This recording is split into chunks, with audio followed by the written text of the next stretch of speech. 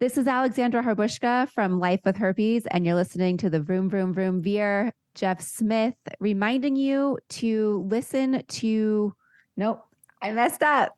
It's required that you mess it up. So go ahead and just do take two. Okay, take Vroom, two. Vroom Veer with Jeff Smith. I know it's a tongue twister on purpose. I know I said it wrong too. Okay. It's okay. It's part of the fun. This is Alexandra Harbushka from Life with Herpes, and you're listening to Vroom Vroom Veer with Jeff Smith. And I'm reminding you that if you have anything that's holding you back, this is your opportunity to look at it straight in the eyes and overcome it.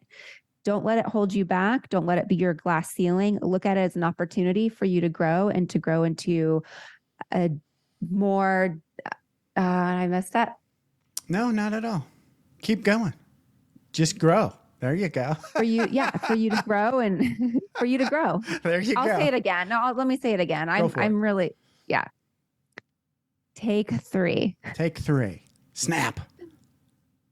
This is Alexandra Harbushka from Life with Herpes, and you're listening to Vroom Vroom Veer with Jeff Smith. And I'm here to remind you that if you have anything that's holding you back, this is your opportunity to look at it, embrace it, and use it as a way to overcome anything that's standing in your way. It's an opportunity for you to grow.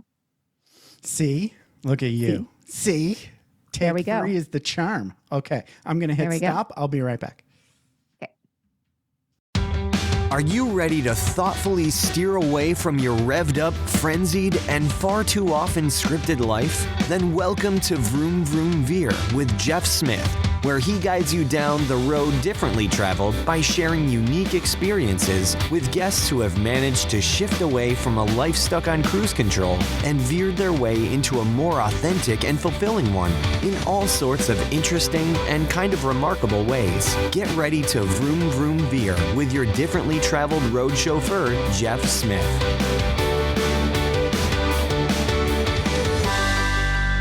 Sara Deacon, thank you so much for being on Vroom Vroom Veer and welcome to the show. How's it going? It's going awesome, Jeff. Thanks for having me. So you are at saradeacon.com. Thanks for having an easy name and a URL. I'm a little punch drunk and that really helps. Yeah, it just, as long as you don't put the H in on Sarah, because you can put. I don't have an H in my name. Does anyone say the H? I don't think so. Let's hope not.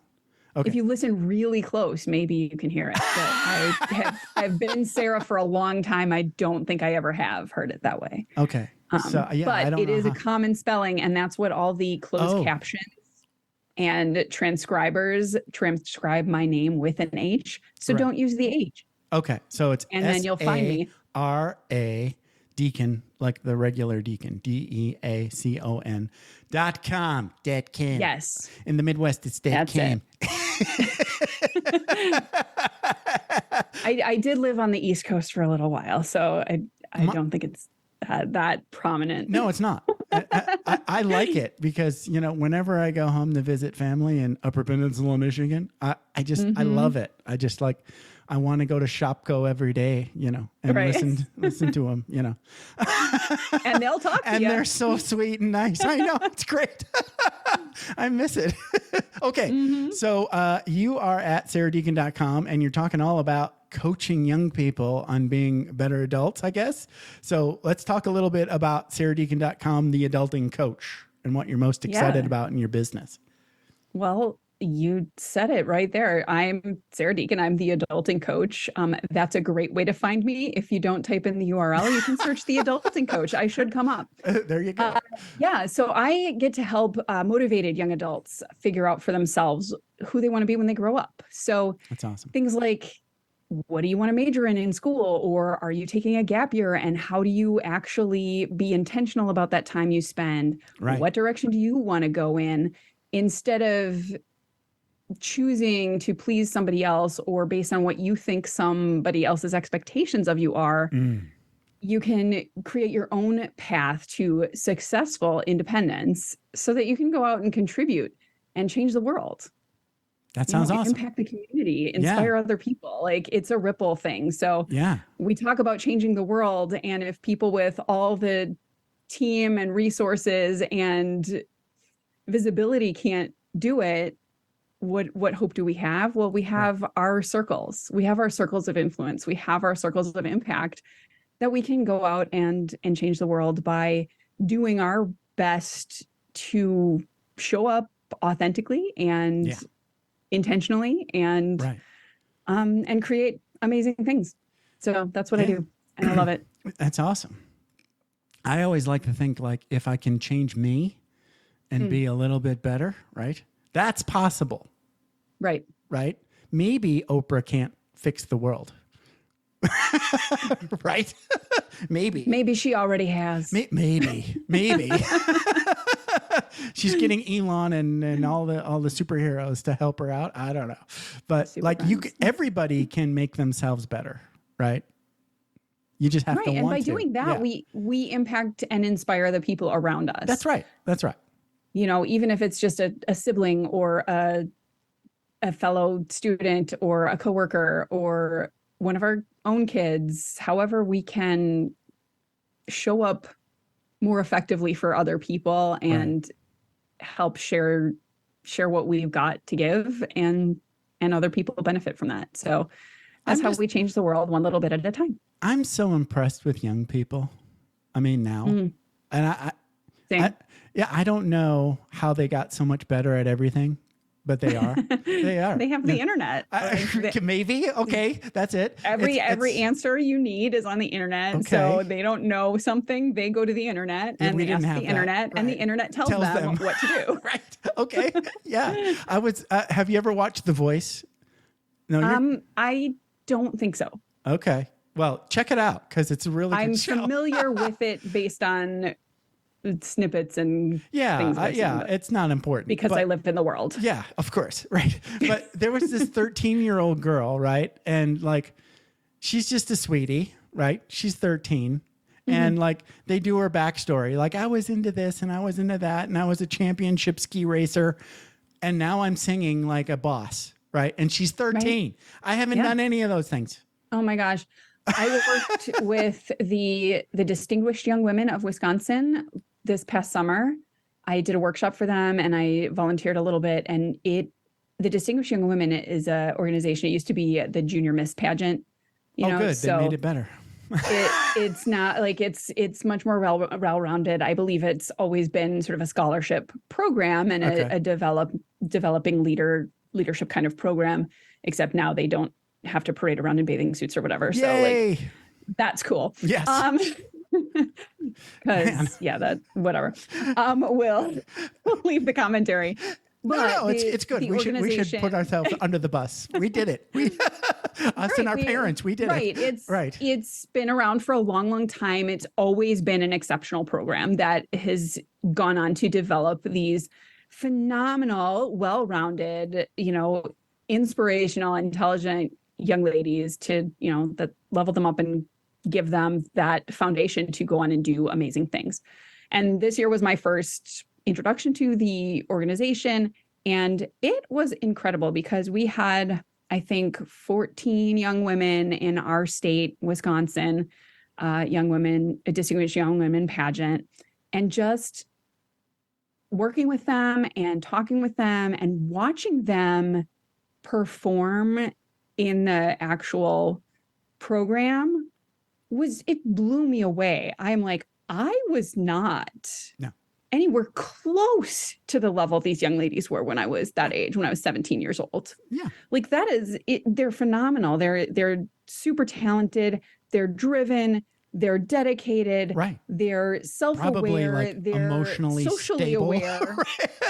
Right. Socially aware, emotionally aware, stable, and accelerating and achieving. And they're also really aware that they have struggles that their parents did not have. Right. They're dealing with stuff that is new territory that some of us adults, like, we just don't want to look at or talk about. Totally.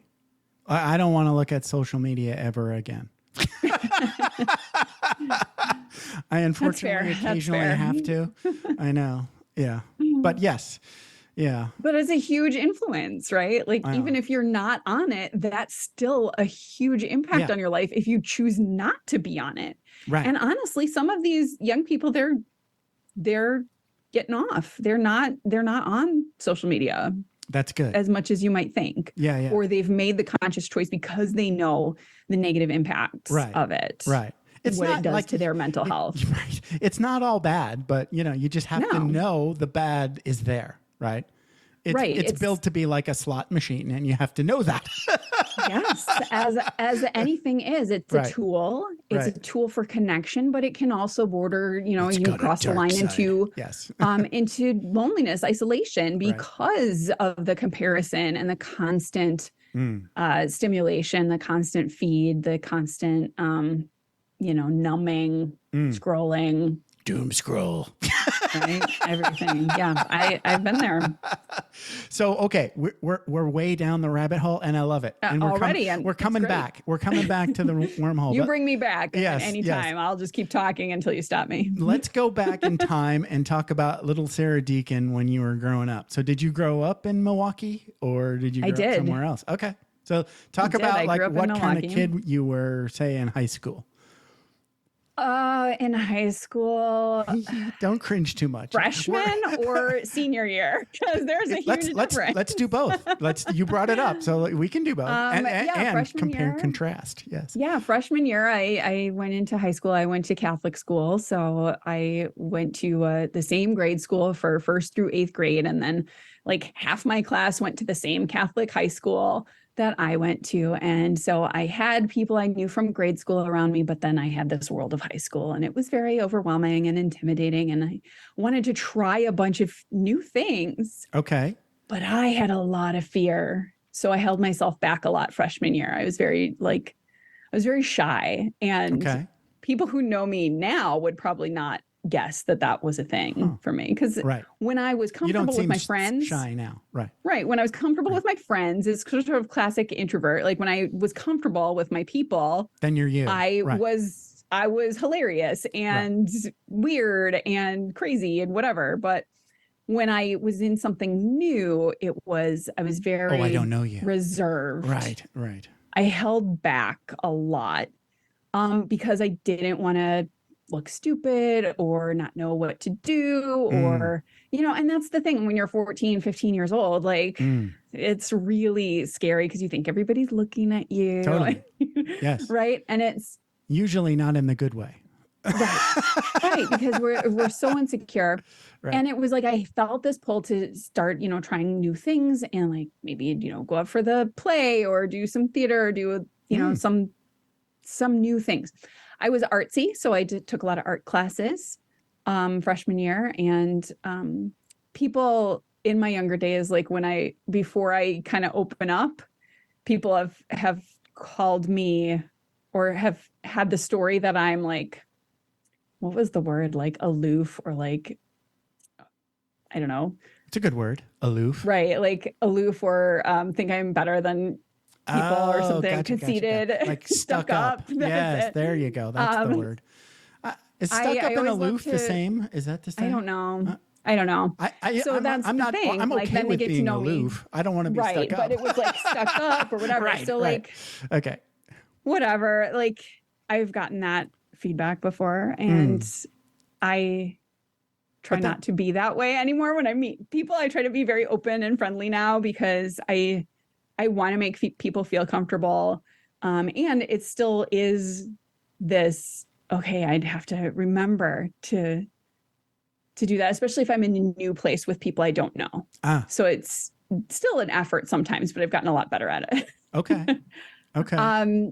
But yeah, and then evolving over the course of those 4 years of high school, by senior year, I was the weirdo walking down the hall in bright orange bell bottoms carrying a rubber chicken around because I wanted so desperately to be seen that I had to be way out there. Wow. And do some weird things to be seen. That's not a 360. That's a 180. Right. Okay. It was a turnaround. And how do you attribute that Because change? over the course because of the years in high school, I did start taking steps. I got involved with the drama department and got into theater and got into performance and joined the choir. And I had a great teacher who was just one of those teachers that connected with students. That I felt like he got me and like I had a place there. And so that's where that it's so huge. It's impactful. Yeah. It changes your life. And now I have to add some teachers to my gratitude journal now. Because you just said I always thought that I was going to be an artist. So of course in high school, I'm like, okay, I'm all in on art. Let's go art. Right. And I did not connect with the art teacher. Right. Okay. Yeah. Did not connect as much with the art teachers. Which teacher did you connect with? The drama teacher. Drama teacher. Okay. Yeah. And like there was a couple of the art teachers that were okay because we had several of them. Art department was very robust. So it was good. But like sort of the main teachers that had the most influence and pull, like I didn't really feel like they got me or they could connect with me. So Midwest is very much like just get a job kind of vibe, right? So like the art is sort of like, yeah, this is fun, but it's not really going to work out for a job. Well, is that the kind of ideal is that the vibe that you got? That's one of those beliefs that I've spent many years trying to undo and unpack and reverse is, oh, you want to be an artist? Well, great. You'll never be able to eat a real job. Right. Exactly. You'll never be able to eat. The starving artist, the whole thing like, oh, nobody who's an artist is famous until after they're dead. And it's like, well, I don't want to be famous. I just want to make art. Like, right. I just want to make a living, and so I didn't really have that, that person who said, wow, you want to be an artist? That's amazing. The world needs your creativity. Right. Wouldn't that be nice? Yeah, right. How different does that feel? Yeah, like, and that happens today. Right. That happens today. That's what I get to do for people now. It's like, oh, you want to do that? Yay! The world needs that. The world needs how are we going to do that? Let's figure it out. Remember when we said how did all those young people achieve? It's because they have cheerleaders, right? That's one reason anyway. Right. Because we can figure it out. We can figure it out. There's so many creative people that have jobs and they have. Yeah, I have fantastic friends who are graphic designers and have their own businesses and art sells, doing amazing work. I know. I mean, especially now on TikTok, it's easier than ever to be an artist. I love watching art videos on TikTok. They're my favorite. I love watching like time-lapse videos of paintings or sculptures. I wish I could do like oh my gosh, it's so fun. And I've always You still draw and stuff like that or paint? Some, yeah. Okay, just for fun? I do crafts mostly, but I also paint still. And occasionally I'll, collage or doodle in a sketchbook or things like that. That's awesome. I definitely need to regularly tap into my creativity because when I don't, I feel it. Right. It's like therapy. But my experience has always been I just sort of follow my interests and I don't specialize. Right. So I paint, I draw, I sculpt, I think that's good. I dance, I sing, I perform, I'm on that vibe. I speak. Because if you like you and I, like if we do that one thing, then we're just bored and it's sad, right? Well, so you just have to, Usually it's about solving a problem for me. I'm like, I'm trying to find a thing that I can't find. I better make it. Right. And then once you've solved the problem, it's time to move on. Right. I did that. That's now, done what now. Else do I need? Right. Exactly. Amen. Yes. Okay. I can agree with that. And again, that in my life has been something that has been perceived as wrong. Right. Well, that's not how you succeed. That's not how you find success in a job or in a business or in a life by doing all the things all the time, because then you don't really get good at anything. And I'm like, well, there's a book out there that, all people like Sarah and Jeff need to read. It's called Refuse to Choose. I like that. When I read Refuse to Choose, sorry, I'm taking light off SaraDeacon.com, so I'll say it 3 more times. SaraDeacon.com, SaraDeacon.com. But Refuse to Choose, was the first time I heard an adult voice say, that's okay for you to do that, to not niche. There's another one. To not niche, Yeah, there was another one I read recently, and I can't remember the name of it now, but we'll figure it out and put it in the show notes. Oh, it was Real Artists Don't Starve. That's great. Right? Yeah. So that was one of the first, and I read it like 3 years ago. It was not something that I was even aware of. It was just that so much that message of, well, creative people don't make a living being creative. Right. And they get a real job. Now I've learned they buckle down. They go to the factory. That right. The most important piece of success is your creativity. Yes. How are you creative? Yeah. We all are. Yeah. Life is a creative act. All successful people are creative. Yes. Because that's how you stand out. That's how you rise above all the rest of the noise, is by shining a light on how your creativity makes a difference, even if it's just in your own life. Yeah. Listening to creative people talk is like therapy for me. Like just listening to you talk about and feeling your passion. Thank you.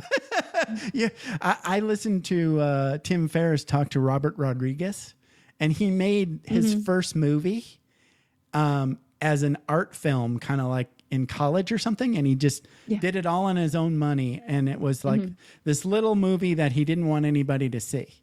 And then, and he did everything. He was like, oh, right. I have no money, so I have to do the music. Oh, right. I don't have any money. I have to run the camera. Right. He literally just was like, and you figure out how to figure it out. And then exactly. You have that, yes. Then it makes you have really good that art. knowledge, so that when you do hire other people to do it, you kind of can speak that language because you know. Right. You've done it. Yeah. So I love being a generalist. I don't know, whatever you want to call it. Yeah. Because it's like I can connect with many different types of people who do a lot of different types of things. Like and you're not afraid to do a little bit of that. I'm going to get curious about it and learn more because I want to know. And you're not going to go a mile deep. You're just going to go far enough to know what you need to know.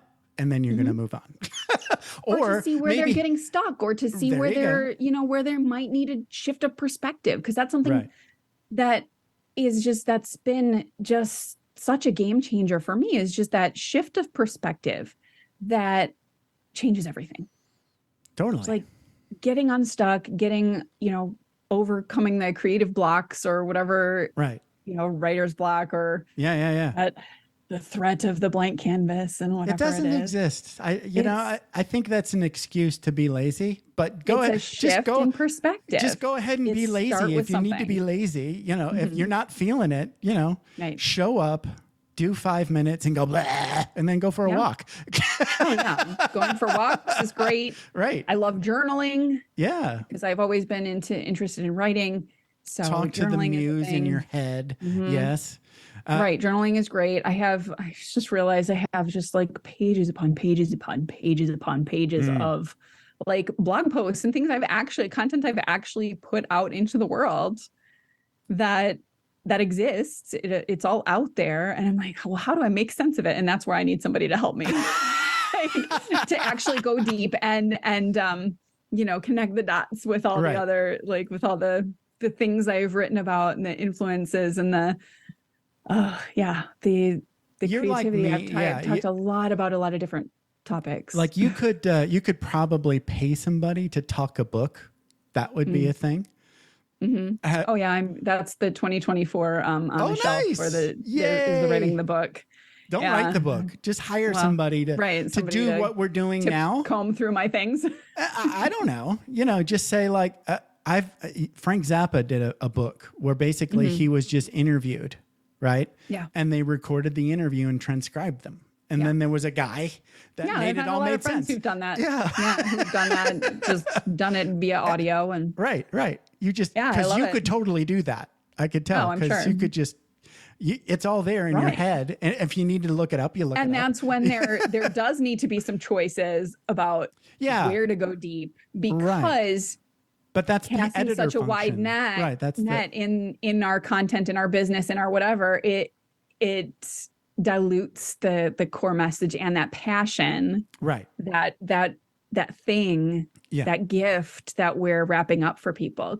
So it is a little bit tough sometimes to distill it down into that that little nugget, and then make it. But it's okay, right? I've had this thing where I try to talk to people about a thing, and then it becomes a conversation, and I don't end up talking about the thing I wanted to talk to. Has this ever happened to you? Once or twice.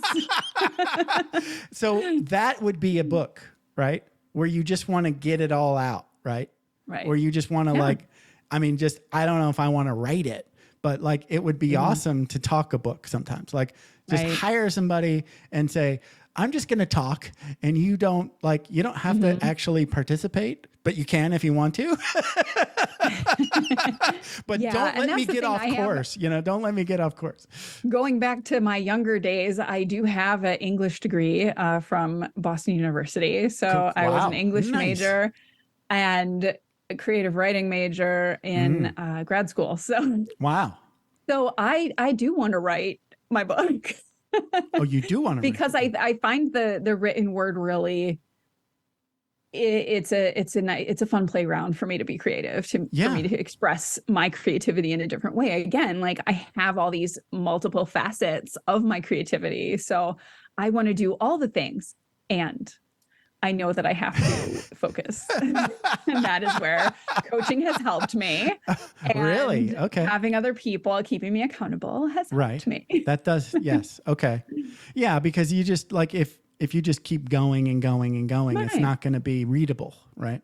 Right. And because I can still have the novelty of expression, I can still do different things as long as the message and the heart of it stays the same, then people don't get confused. So my whole bit is adulting is fun. So people, when they think adulting coach or they think a coach for young people, they're going to look for somebody who can connect in a fun and playful way. And they're going to look for somebody who can lead younger people into successful independence in a way that works for them and can speak to their unique challenges, because they're coming up in a time that we've never seen before. Yeah. It's so right. And somebody like you're saying to me, Jeff, that it's okay. It's okay if you don't know what you want to be when you grow up right now. Totally. Let's figure out what's next. Hey, I'm 54. I don't know what I want to be when I grow up. I really don't. Well, let's figure out what's next, Jeff. Thank you, Sara. Let's figure out what's next. I need to know. So let's talk about when you're doing your coaching thing with the young people, what sorts of things do you do? I ask a lot of questions. Good. That works. And I listen. See, that works really good too. So that's the what's the key to listening successfully? It's hard to put a pin on it, because I feel like it's my intuition. And I feel like that's really where one of my most powerful gifts is the intuition. And you can break it down science-like to the micro facial expressions and tone of voice and body language and all the things, but I'm not a sciencey person. So I'm not going to go there. Right. What I do is I see people and I hear people. Right. And I connect with the energy of people. We talked a little bit about going to Lambeau Field. Yeah. You connect with 80,000 other people. Yeah. That is a really interesting thing to do. Yeah. You're not watching the game really.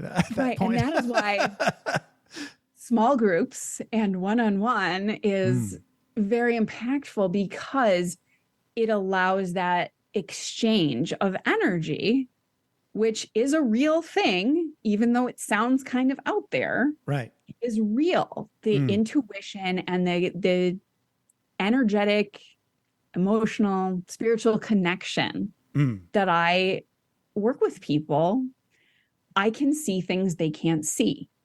Right. And I hear things they can't hear. And it's not like I'm going to sit there and tell them, oh, I see, here's the answer. Because that's not what it is either. Right.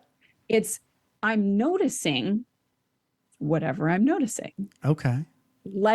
Can I ask a question about that? Or let me follow that thread. Has that happened in other areas of your life?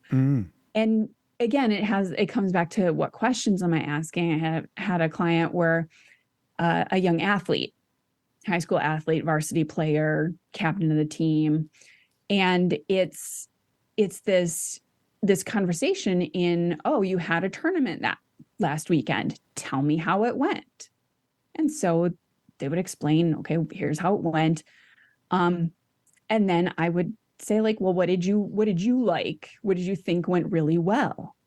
And they would say, well, it was the way I got the team rallied to level up their performance. And I'm like, oh, I was not expecting that. That's really cool. Yeah. And this person, it like really was, and I think still is, like focusing on a very sciencey data like career future. Okay. Major in college, like data science or something like that. And I'm like, I don't know much about the field of data science, but I don't think there's a lot of peopling involved in that. And I could be wrong.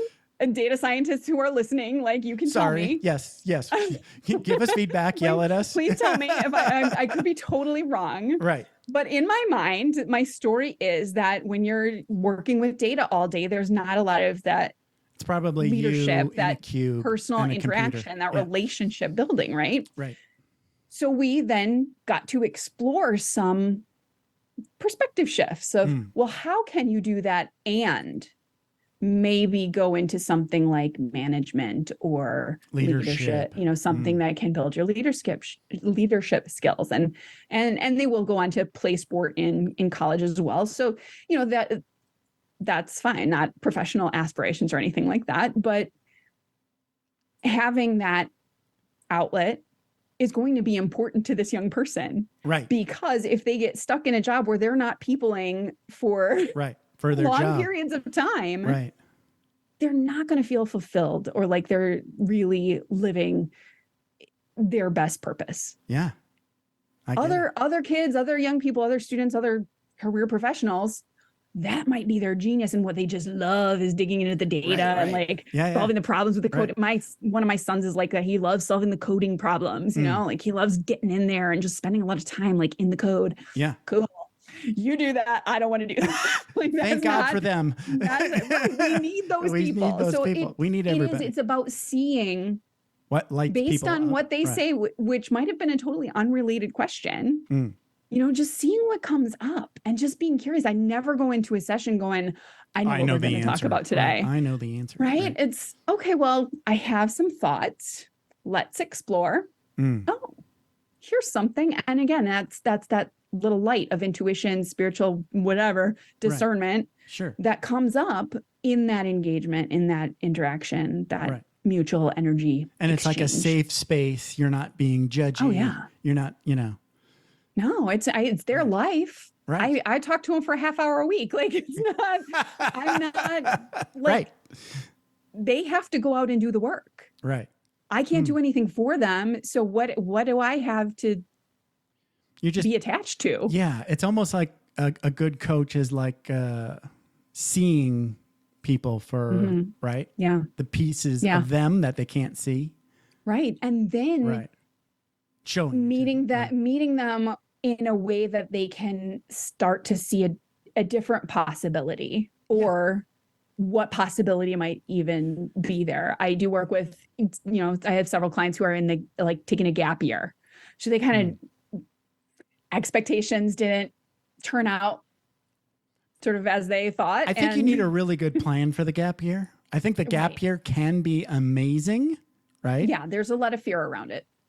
I think it's a really good idea, but you need to treat it like what it is. It's like, it can be an adventure, but it should be somewhat serious. If that, and there's so many not more just programs screwing around.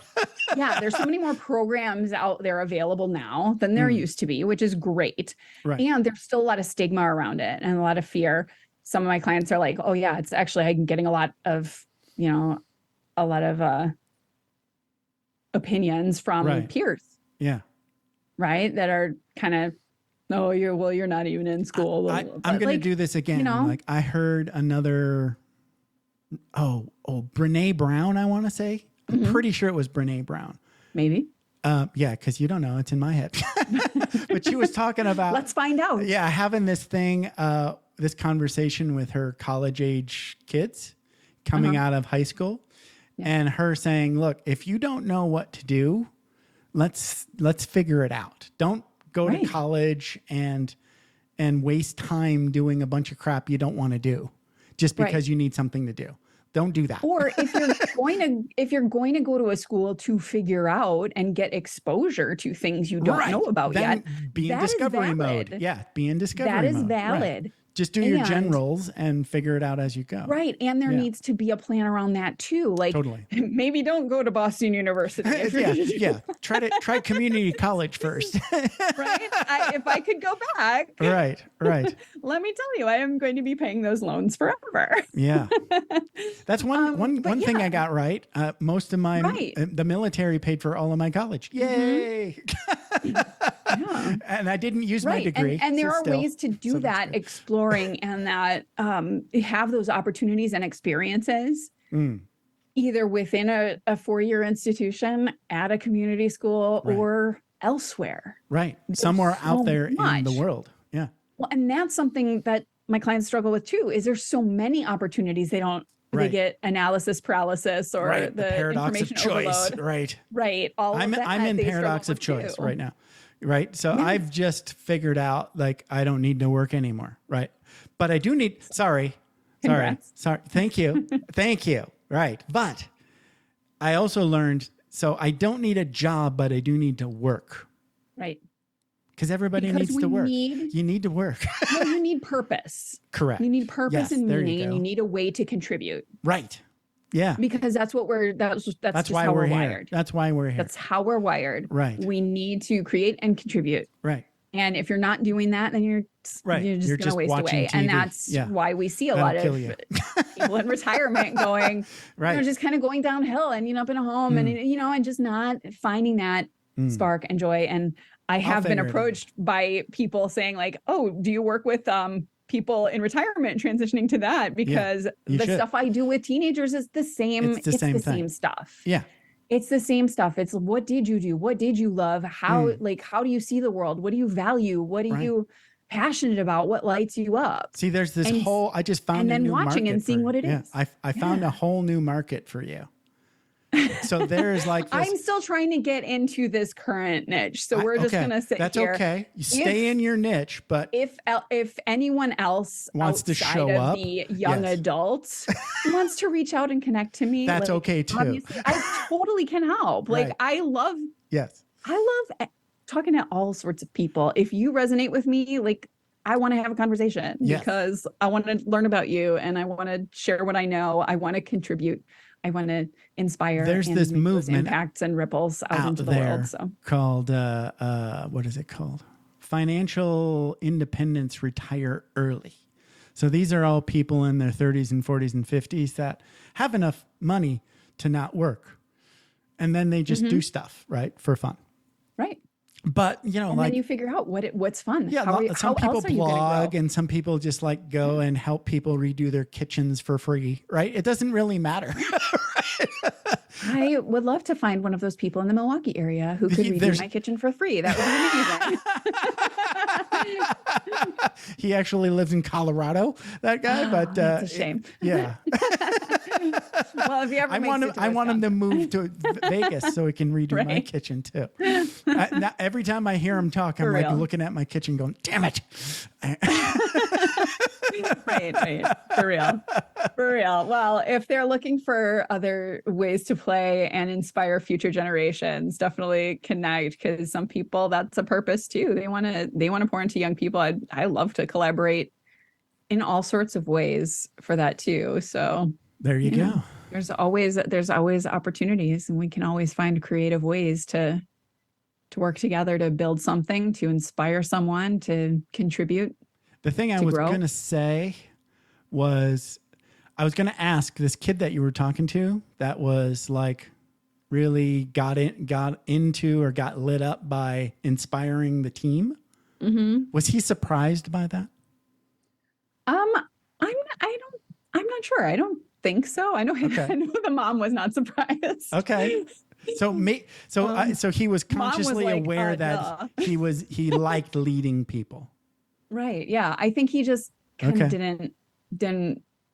hadn't given it much thought. Yeah. As part of the career, because again, the data science or whatever, somebody told him, well, that's where you make money. Okay. And that's what a lot of young folks are looking at is, well, how do I make money? Because it's such a, I'm going to call that talking about the generational and boomer hangover. It's like that where we started. Like, you can't make money doing art. That's not true. And that's the thing. No, Right. it's not true. And that's the thing. But like, that's what a lot of young people are looking at, because they see the YouTubers monetizing their channels, and they see Mr. Beast giving away boats and, islands and things. And it, and so, yeah, making money is a real thing. Like, we need money to survive. Right. And let's look at reality and how we can, like, I'm not saying that you can't be a YouTuber or an artist or whatever you want to be. You got to have a plan. Totally. So what's the plan? Right. Make a plan. Yeah.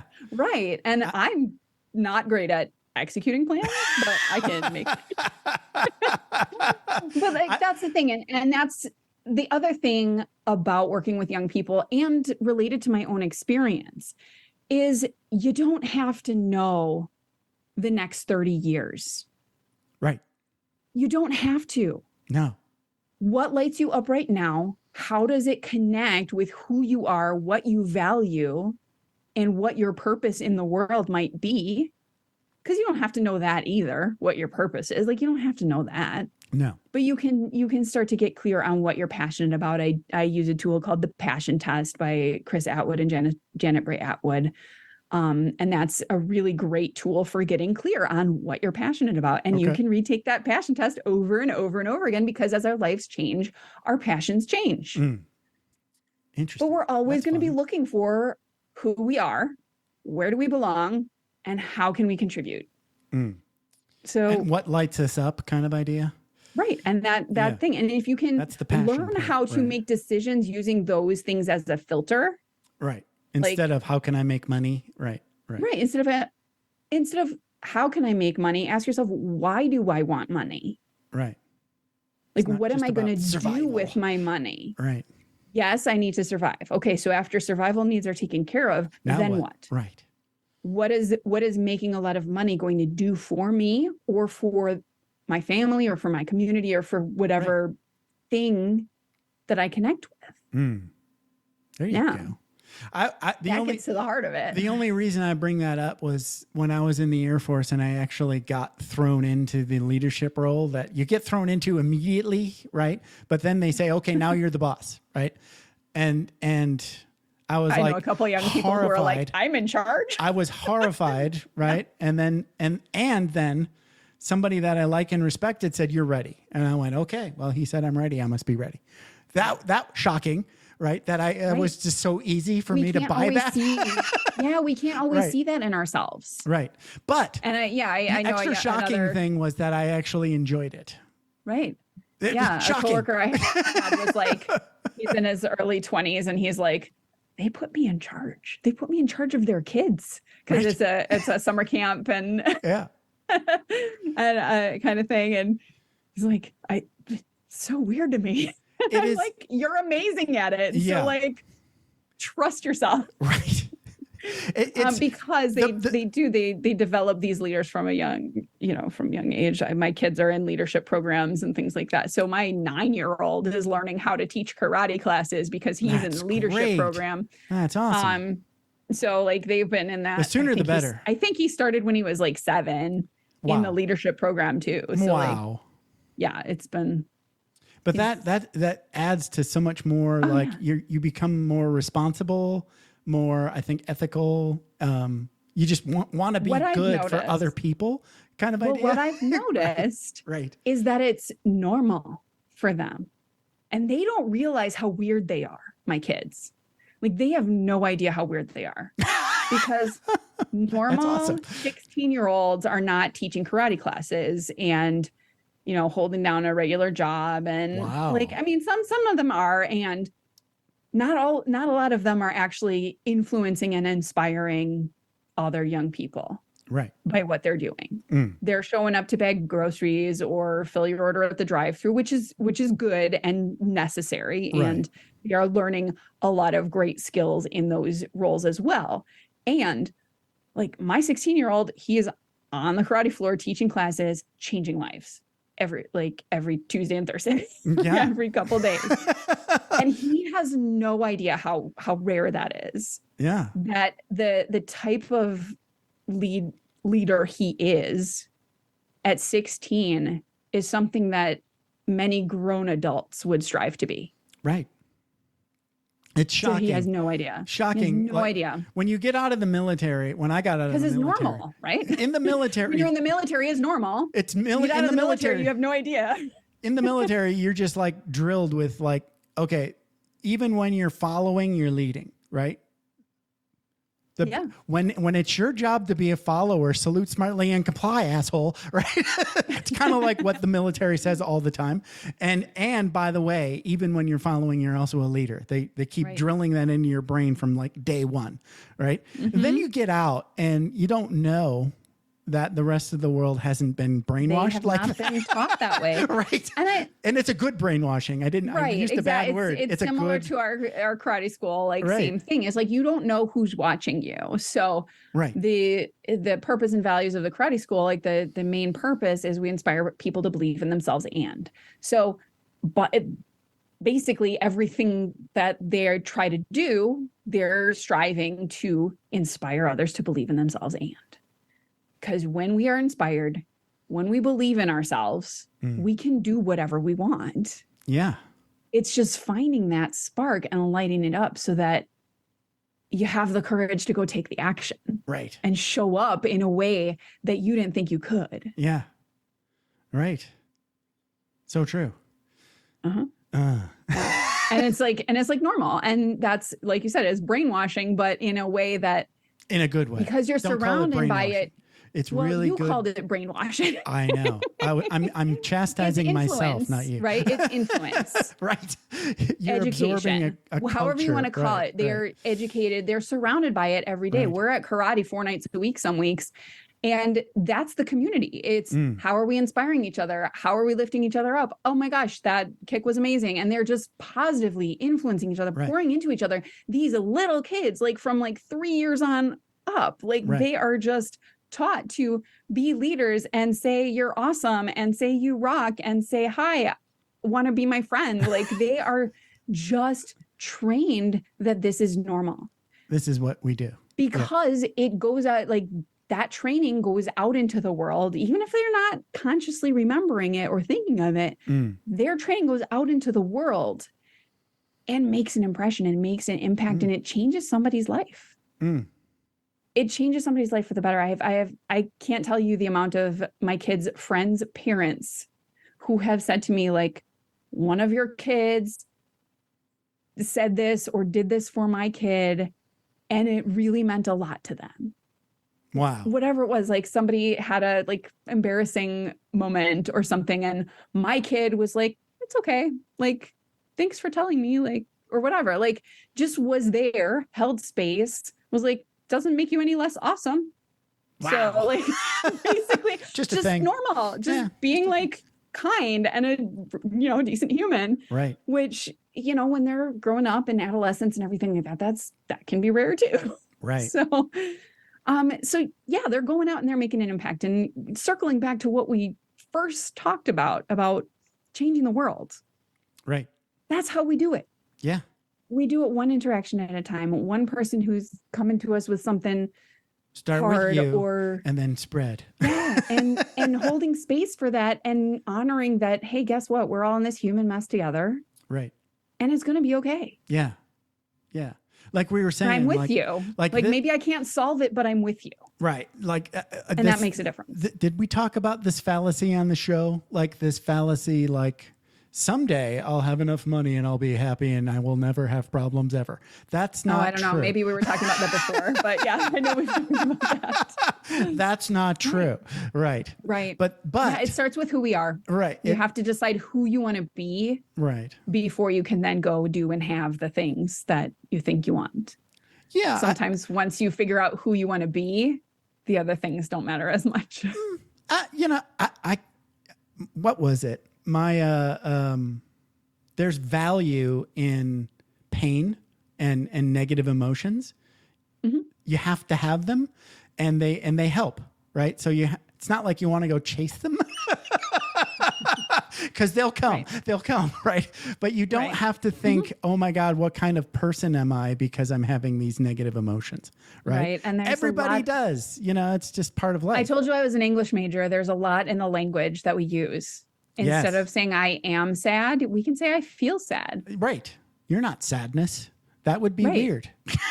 Exactly. You're a human. But that's the language. That's the way we speak in America is I'm sad, I'm depressed, I'm anxious. I'm a dentist, right? No, you're not. You're a human. Nothing against dentisting, but it's a thing you do. It's not what you are. Right. Right. Yeah, exactly. Sara, we've been talking almost an hour. I know. Isn't it been fun? It's been so much fun. And that's what I'm here for. Make adulting fun. And it's Sara with no H. There's no H's in Sara. So talk about how folks can hire you immediately to be like a better adult. Probably the best way is to connect with me through the website, saradeacon.com. Thanks for making it easy. Yeah. And that's, if you can't find the website, search the Adulting Coach. I come up. And I am on social media at Sara Deacon Coach. Again, no H in Sara. Sara Deacon Coach on all the socials, YouTube, Instagram. Yeah. Where else? Facebook, Twitter. Instagram. I'm all over the place. Instagram, TikTok. I'm on TikTok, Pinterest. Let's do Pinterest. Yay. So I'm all over. Sara Deacon Coach is the handle there. And I have a really fun adulting quiz on my website. So go ahead and take the quiz and find your adulting score. Cool. And that'll, get you connected with me and you can reach out. Sweet. This has been a blast. Go Pack.